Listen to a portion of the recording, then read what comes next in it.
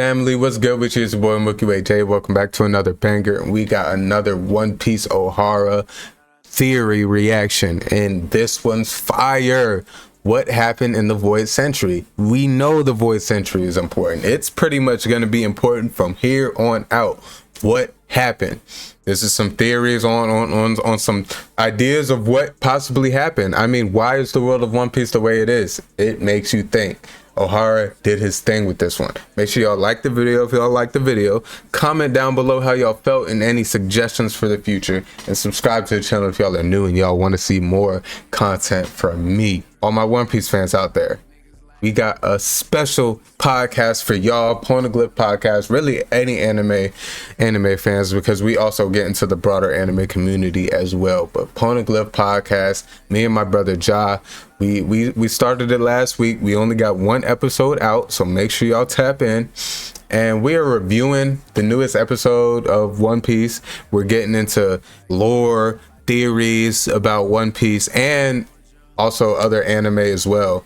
Just talking about the recent community news updates, maybe react to some trailers and whatnot. And then we also talk about manga too at the end. So it's a jam-packed podcast. I promise you we're going to be coming every week with the heat. So make sure y'all tap in. Poneglyph Pod, me and my brother Ja. Spread love to the people that mean most of y'all, and enough of me yapping. Let's get into the video. What really happened during the Void Century? Oh my gosh, yes. I need this. This is what I need. Let's get into it. The One Piece manga just revealed something about the world of One Piece and its history that will change how we see the story forever. Because as it turns out, Egghead Island, the island with the most insane technology on the entire planet, is not the island of the future after all. Instead, Vegapunk explains that his research lab is actually a place of the past. His technologies pale in comparison to the technological advancements made by the legendary ancient kingdom that was destroyed during the Void Century. And we see Luffy discovering what seems to be a gigantic ancient robot outside the lab. And so there are 5 incredibly important things that we can take away from all of this. Like the fact that we now know for certain that One Piece is a story taking place in a post-apocalyptical world, which is absolutely crazy. That's crazy. I didn't know that. Where did Oda get the idea for this? This reveal feels a lot like the one in Attack on Titan, where you get fed one narrow perspective of what this world is like until you find out that nothing is like a lot broader. It seems. Right. That is the exact same feeling I have here. Turns out, the world of One Piece as we know it is the cataclysmic aftermath of an era of greatness that came beforehand. The first thing that came to my mind right away here is the Wheel of Time. In case you're not familiar with the story, it's a fantasy novel that takes place in the medieval Lord of the Rings-like world in the Third Age after the so-called breaking of the worlds. Now, even though it's not a major plot point throughout the story, the author feeds the reader hints that the world before this breaking was actually our own reality. That humanity became incredibly advanced in the future and ultimately destroyed itself, leading to a complete setback and a world that feels like fantasy. That's exactly the vibes that I'm getting from all this in One Piece as well right now. And I can't really begin to tell you just how great a piece of writing this is. It makes the lore and story of One Piece even better than it already was. The love Oda has for aliens and sci-fi stories like Star Wars have also gotten really apparent in the recent chapters, I think. And the shout out to Oda for fucking with Star Wars. Y'all see I rock with Star Wars heavy. Y'all know that from rocking me on the channel. If you're a subscriber of me and you watch me to a point, or you at least see my videos pop up on your feed, you know you done seen some Star Wars from me. Giant mossy rope. Oda being a Star Wars fan, I knew I liked the man. I knew I rocked with the man. Has pretty strong Castle in the Sky vibes, a Ghibli movie that seems to have a number of connections with One Piece. Really, go watch it if you haven't, it's fantastic. But it's not only fiction that Oda was inspired by here, because there are multiple theories out there that our own real world experienced a similar setback as well. People like Graham Hancock or Randall Carlson argued that the last ice age started and ended with a cataclysmic catastrophe that might have wiped out an already advanced ancient civilization from the face of our own planet roughly 12,000 years ago, lost to the sea as sea levels rose over 80 meters in the aftermath. It's speculated that this ancient civilization was the one that built the pyramids all around the world and mapped the entire planet. Now, I'm neither an archaeologist nor a geologist, so I really can't evaluate how accurate the science on all of this is, but there seems to be increasing evidence for it. And in any case, it doesn't really matter to us here if it's true or not, because it's an incredibly fun and interesting topic to go down the rabbit hole for, and due to all the similarities these theories have with Oda's writing, I'm 99% convinced that Oda took inspiration from this theory as well. Which brings me to the second point on my list. What does this major reveal mean for the One Piece world and the context of the story? Well, we now pretty much know that there used to be modern day technology on the planet, including space travel and advanced computing. But then at some point, this advanced civilization got defeated by the 20 kingdoms that later became the world government that is ruling the world until today. After this war, a major technological setback happened, throwing the world back into the age of guns and swords and seafaring. And it also explains really nicely now why the world government was so keen on wiping any trace of this kingdom from the history books. If anyone were to find out the truth about their advanced civilization, well, they could try and find and revive its technology and use it against the government. And so Imu and the Gorosei are purposefully withholding this knowledge and banning any research on it to keep their subjects unaware and incapable of standing up against their tyrannical rule. Now, you might be wondering why that is such a big deal.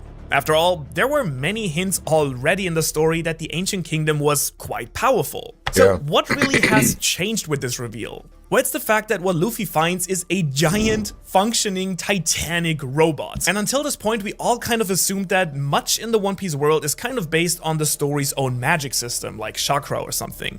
Devil fruits have a literal devil in them, the ancient weapons are just unique abilities certain people have, and the ancient kingdom built big cities, like Wano and Shandora, and we're a place where everyone could live together in harmony, but that's kind of it. Technology-wise, maybe similar to the level of ancient Greece or something like that if you want. But with this reveal that all of the fantastic technology that Oda has shown us in Vegapunk's lab so far, that all of that is not even on the same level as the ancient kingdom used to be, this tells us that we're talking Star Wars level civilization instead of ancient Rome here. And I think that's absolutely insane. It means that the entire power system in One Piece might very well be science. After all, as you know, science that is advanced. That's interesting, because as we're starting to see a little bit more from Vegapunk, especially where we're now at in the anime, Vegapunk has shown you his scientific ability, and he's shown that he can recreate the power levels of One Piece with science, with enough practice and stuff. It's interesting. We've seen people create devil fruits. We've seen people create seraphims, pacifistas, an image of, enough does look like these magic people. If you're unfamiliar with it's something to think about. It means that devil fruits could simply be a technology and not some sort of power system. It also means that the ancient weapons, to me at least, suddenly become a much more terrifying and graspable threat as well. I mean, think Death Star, something that can destroy entire planets. I explained how much Oda loves Star Wars in the last chapter review, where he introduced a lightsaber into the story as well. Pluton being buried in the volcano under Wano could therefore be some apocalyptic giant machine with unfathomable powers. I think the idea that it's futuristic war tech makes it so much more fascinating and terrifying. No wonder then maybe that Roger was laughing when he learned the true history, about a time when you could fly to the moon, heal all diseases, and change the face of the planet itself. I mean, Joy Boy most likely explained how all that knowledge and technology would one day come back once the right conditions are met. So no wonder that Roger wished that he was born in the same technologically advanced era as Joy Boy, and no wonder that he and his crew were too early. The knowledge and skills of this advanced civilization were lost and would only return at a certain point in the future. And it of course also really nicely explains why the world government and Imu have technology that no one else in the story has, like the ability to eradicate an entire freaking island. Uranus. They got their hands on the pieces of technology that they wanted to secure for their own rule from their enemies. Which does beg the third question here. How in the world did a kingdom with this level of knowledge crumble in the first place? Facts. The only thing we know for a fact really about the end of the Void Century is that 20 countries gathered together to defeat the Ancient Kingdom. These countries would later on become the Celestial Dragons, who are secretly being ruled by the mysterious Emu. But if Joy Boy and co were as powerful as they seem to have been, well, how did they lose? One explanation my new assistant here tells me is that just like any other empire in history, no matter how long it lasts, at some point it starts falling apart from the inside, like Numenor in Lord of the Rings. A country that got so wealthy and comfortable in their position. I've never seen Lord of the Rings. Like, I know, I believe someone's name is Gandalf, and I can't remember anybody else. Is the My Precious dude, is that Gandalf or is that someone else? I don't know. Let me know. Am I missing something? Lord of the Rings, is that something I need to tap into? Is that something y'all want me to tap into, like, on the channel? I don't know how we would do it. Y'all let me know. That they just start having infighting and corruption gnawing away at its former glory. So maybe Emu and the 20 kings were actually allied with or part of the Ancient Kingdom and backstab Joy Boy like Caesar got, for example. Another option is that the kingdom wasn't the only country with advanced technology. Maybe the war was a conflict like we know it from Star Wars, where both sides have access to terrible and advanced weapons. Or there's of course also the Wheel of Time option, where the civilization becomes so advanced that they discover something that they shouldn't have. An external force even greater and more powerful than them. So maybe the devil or devil fruit technology was the thing that allowed the government to wage war on the kingdom. A new power to match Joy Boys. And this would be a really nice explanation for Emu, someone who offered the Celestial Dragons his help while secretly taking the throne for himself, ruling from the shadows, where he's able to still rely on his own ancient technology, like the one that destroyed God Valley and Lulusia. Which means that for item number 4 in our list, we have to talk about all the things in the One Piece world that have hinted at technology capable of shaping an entire planet. Like the actual One Piece planet itself. Anyone who has seen the layout of the globe knows that the world of One Piece feels incredibly artificial. The Grand Line and the Red Line meet at a perfect 90-degree angle and thus split the world of One Piece into four equally oceans. Sized regions overlooked by the ruling Celestial Dragons on top of the only continent in existence. The Red Line is impossible to cross since flying technology seems to be actively kept from emerging, while the Grand Line with its dangerous and unpredictable weather and currents and the windless calm belt around it guarded by the Sea Kings make it impossible to cross it by ship. And the rest of the world seems to have been flooded so that the only inhabitable places are islands. And this results in a population that can't form any larger groups or travel and learn about the world, which of course is designed to keep people from rising up against the government or learn about things the government I didn't even think about the government to learn about. All these weird anomalies like the existence of sky islands or the giant hole under Ennis Lobby. We originally thought that it might have been devil fruits who shaped the world in this way, but now that we know just how advanced the Ancient Kingdom really was, it seems much more likely that actual technology or weaponry was used to terraform the planet into a place that is easy to rule and control. I mean, just think of Enel and his findings on the moon. The fact that he found the plans for an actual spaceship in Shandora and that he encountered space pirates were always really odd things. But now, all these things are suddenly closely tied to the Void Century. There's technology there and an army of robots on the moon that is powered by electricity. We have the giant Ark Noah, a ship big enough to carry an entire civilization, waiting to be used again, and as we know, the technology in One Piece overall is all over the place. Yeah, definitely. On the one hand, you have spaceships and laser technology, while most people seem to be stuck in the 1700s, fighting with swords and cannons. Modern steel warships, while most people sail on wooden ones. Video live streaming, while the rest of the world is stuck with paper. And curiously enough, right, Gojo? Curiously enough, all this advanced technology seems to be monopolized by His name is Gojo, that's kind of fire. In case I didn't tell you, I have a new assistant, Gojo. So for number 5 on this list, we have to ask ourselves, what does this reveal mean for Vegapunk and the government?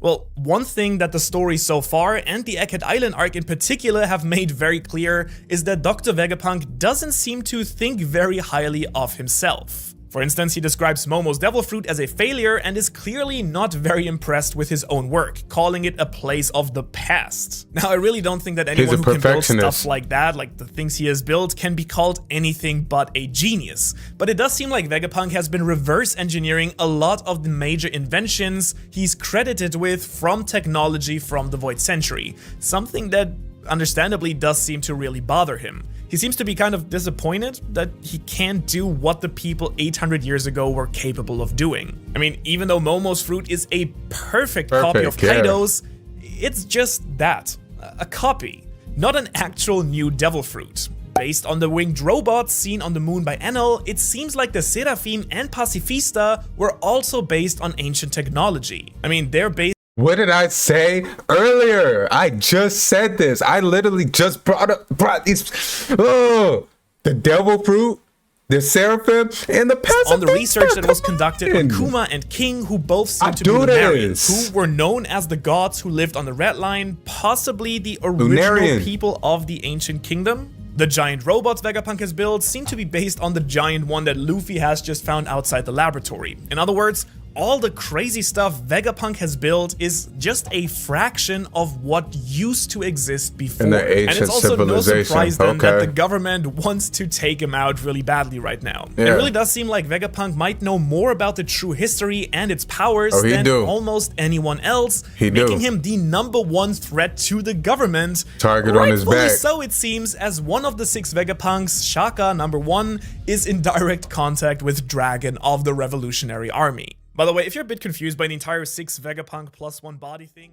that ended a little bit abruptly. I don't know how y'all feel about that, but in terms of a theory, that was a good theory. Yeah, it brings up questions. It just makes you think. Why is the world the way it is? The Void Century, the world government has went bounds and lengths to try to cover up whatever it is. And pretty much all the history of the Void Century. They don't want no tracks.